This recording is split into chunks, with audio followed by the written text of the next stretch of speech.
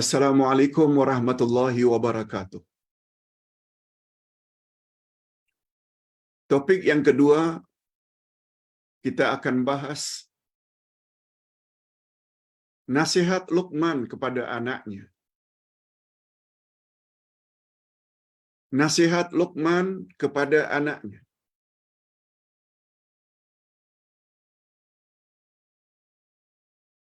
Allah Subhanahu wa taala ceritakan kisah Luqman ini di dalam Al-Quran, dalam surah Luqman. Kita boleh lihat pada ayat yang ke 13, 14, 15, 16. Apa antara lain nasihat Luqman pada anaknya? Yang kita nanti akan berkesimpulan. Nasihat Luqman pada anaknya supaya anaknya tidak rugi di dunia dan di akhirat.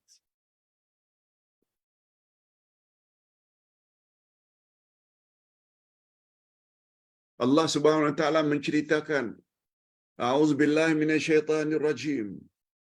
Wa idz qala Luqman libnihi. Ingatlah ketika Luqman berkata kepada anaknya, Ya bunayya, wahai anakku, la tusyrik billah. Jangan kau buat syirik terhadap Allah. Inna syirka la zulmun azim. Sesungguhnya syirik itu adalah zalim yang amat besar.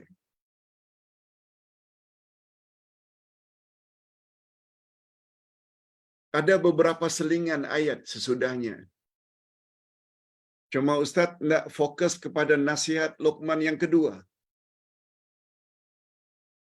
Ya bunayya, hai anakku, aqimis salat, dirikan salat. Jadi setelah imam disuruh anaknya salat. Apa dia yang ketiga? Nasihat Luqman.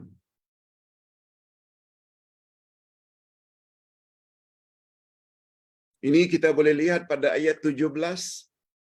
Kalau tadi 13, nasihat Luqman pada anaknya jangan buat syirik. Kemudian ada selingan. Ayat 17 datang lagi perintah Luqman atau nasihat Luqman kepada anaknya.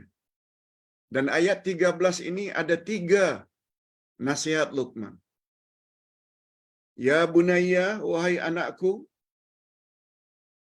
aqimis salat. Dirikan salat nak.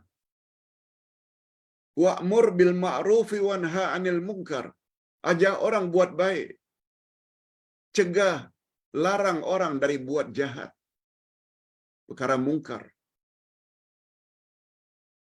Dah 3. Yang keempat, wasbir ala ma asabak. Bersabarlah nak terhadap apa saja yang menimpa kamu.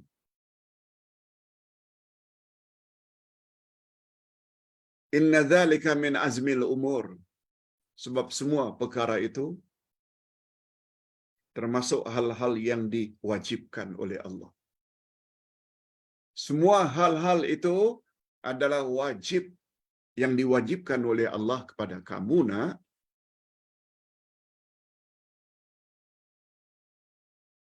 Kalau kita padankan nasihat Luqman dengan surat Wal Asri, sama betul. Exactly.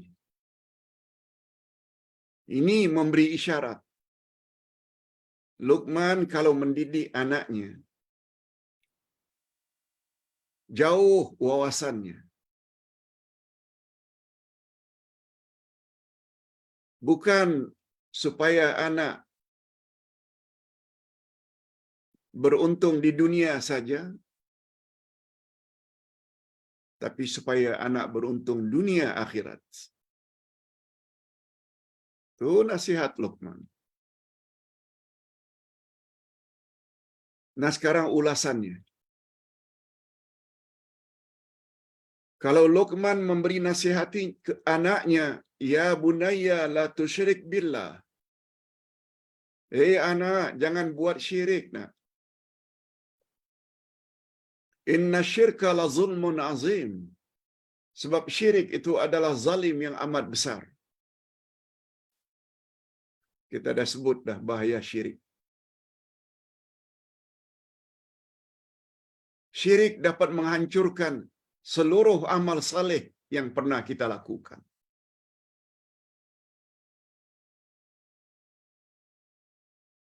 Luqman tidak menunggu anaknya bertanya, apa yang paling berbahaya ayah? Tak. Tapi karena Luqmanul Hakim ini tahu betapa bahayanya syirik. Itu dulu yang beliau nasihatkan. Wahai anakku, dalam bahasa Arab, bunayya itu adalah panggil sayang kepada anak. Dia tidak gunakan ya ibni. Oh my son. Ibni bila digunakan istilah bunayya seperti abi my father. Abuya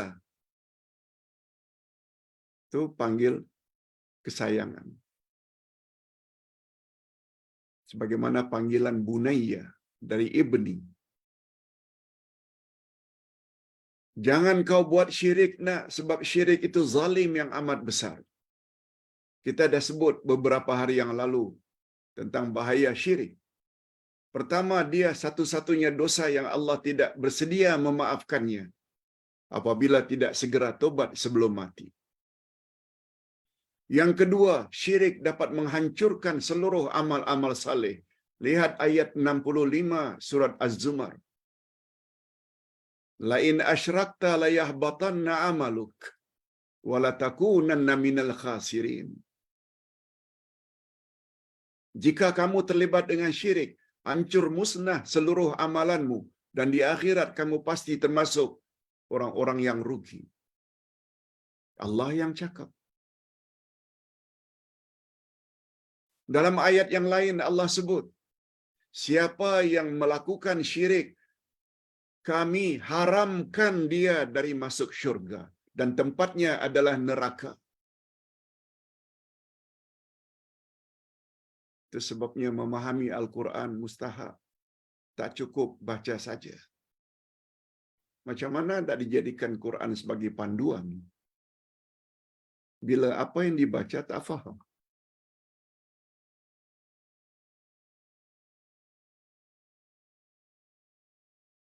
Hadirin dan hadirat rahimakumullah.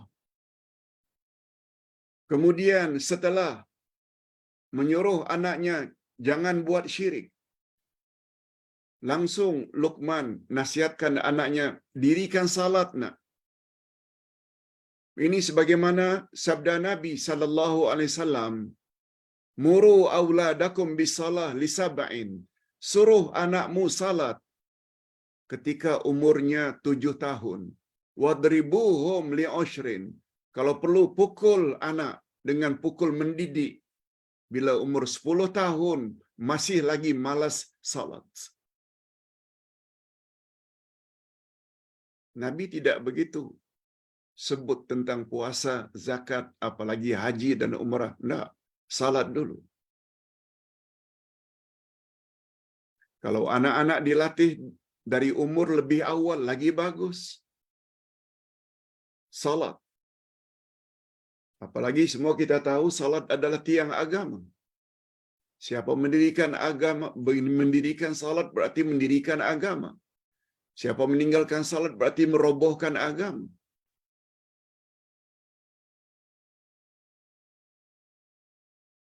Okey.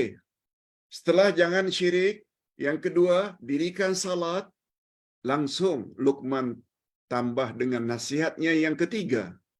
Wa'mur bil ma'rufi wanha 'anil munkar. Ajak orang buat baik nak. larang orang berbuat mungkar. Inilah konten utama dakwah.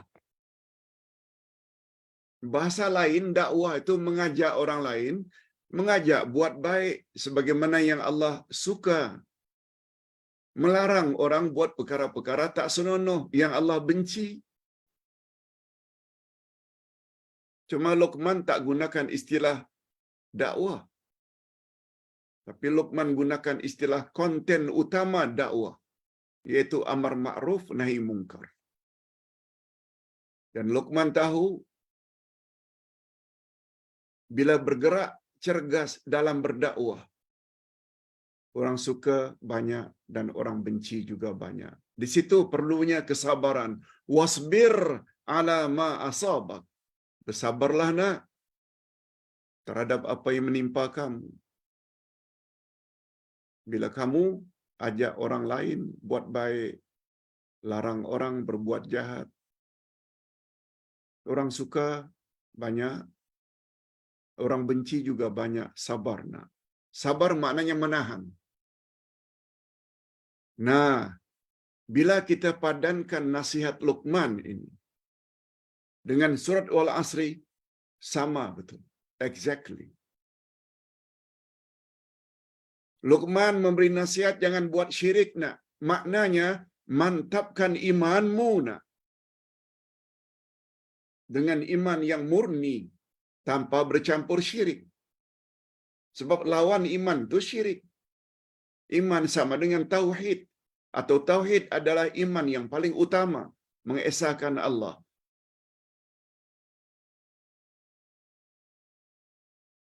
Lawan iman adalah kufur atau syirik. Wal asri gunakan istilah illal ladzina amanu. Insan yang bebas dari kerugian, mereka ada iman. Iman maknanya iman yang tidak bercampur syirik. Nasihat kedua, dirikan salat nak. Surat Wal-Asri menggunakan istilah wa amilus salihat, amal saleh. Sebab amal saleh, sebab salat adalah amal saleh yang paling utama. Itu sebabnya dalam urutan rukun Islam, setelah iman kepada Allah dan Rasul, 2 kalimat syahadat, berikutnya adalah salat. Walaupun sudah ada iman, walaupun salat, amal saleh banyak,